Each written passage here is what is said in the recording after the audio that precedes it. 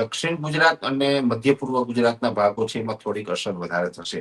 દક્ષિણ ગુજરાતના તમામ જિલ્લાઓ આવી જાય, જેમાં ખાસ કરીને આપણે કહી શકાય કે ભરૂચ, અંકલેશ્વર, સુરત, વલસાડ સુધીનો વિસ્તાર છે, રાજપીપળા છે, એ તમામ વિસ્તારોની અંદર પણ એલર્ટ રહેવા જેવી સ્થિતિ છે. સારા વરસાદોની શક્યતાઓ છે, અતિ ભારે વરસાદની શક્યતાઓ છે.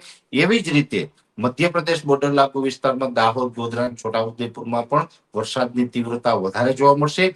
ઉત્તર ગુજરાતમાં વરસાદો પડશે, પણ ત્યાં મધ્યમ વરસાદો હશે, અતિ ભારે વરસાદ નહીં, પણ ત્યાં પણ 5 ઇંચ આસપાસના વરસાદો છે ત્યાં પણ નોંધાઈ શકે છે. પણ ખાસ કરીને મધ્યપ્રદેશ બોર્ડર લાગુ વિસ્તાર અને એ સાથે દક્ષિણ ગુજરાતના વિસ્તારો છે તેમાં થોડુંક વરસાદનું પ્રમાણ વધારે રહેશે. અને એકાદ સ્પેલ છે એ અતિ ભારેનો પશ્ચિમ સૌરાષ્ટ્ર અને કચ્છના 1-2 સેન્ટરની અંદર જોવા મળે તેવું અનુમાન છે. એટલે સીમિત વિસ્તારમાં અમે આપણે કીધું એમ કે 7 ઇંચ કરતા વધારે વરસાદ જશે. આ તમામ વિસ્તાર મેં તમને નામ જણાવ્યા એ છે. બાકીના ઓલ ઓવર ગુજરાતની અંદર 5 થી 7 ઇંચ વરસાદનું અનુમાન છે અમારું.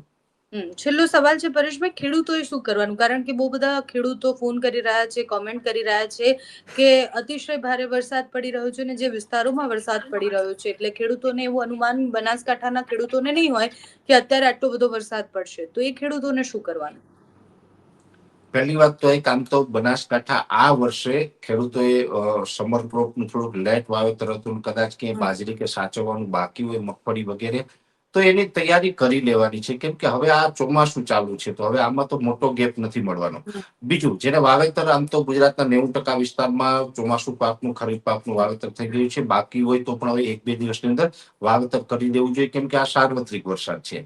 અને ખાસ કરીને જે આપણે અત્યારે હર્બિસાઇડ દવાનો છંટકાવ થતો હોય છે, ફૂગનાશક દવાનો છંટકાવ થતો હોય છે, એનો ગેપ હમણાં મળવાનો નથી. એટલે લાંબો સમય સુધી આ વરસાદનો રાઉન્ડ ચાલુ રહે અને આપણે ફૂગનાશકના પણ જો કોઈ દવાના સ્પ્રે એમાં ન કરી શકીએ એટલે સ્વાભાવિક રીતે એમાં ફંગસ જોવા મળે, જેની અંદર અત્યારે જે ચોમાસામાં ડિઝીઝ આવતી હોય છે. જોકે વરસાદ પડ્યો એટલે થોડુંક એસ્પરજીલનાઇઝરમાં ઘટાડો થશે.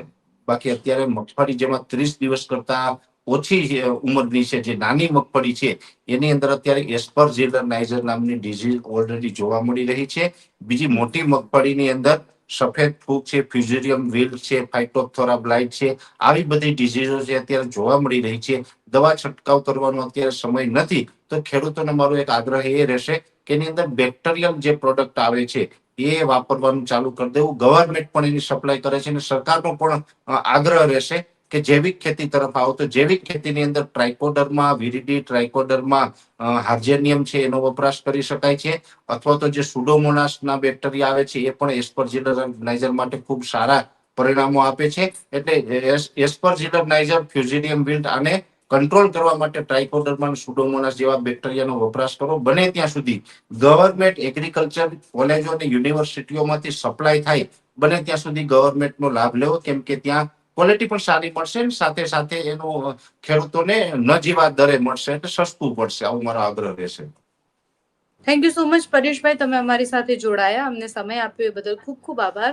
ગુજરાતમાં હજુ પણ આગામી અઠવાડિયા સુધી સાર્વત્રિક વરસાદની આગાહી છે, એટલે બધા જિલ્લાઓના લોકોએ એ રીતના સાવચેત રહેવાનું છે કે પોતાના તમામ પ્રોગ્રામને જે બધું જ છે એ રીતના સેટ કરવાનું છે. આખું અઠવાડિયું વરસાદ પડવાનો છે.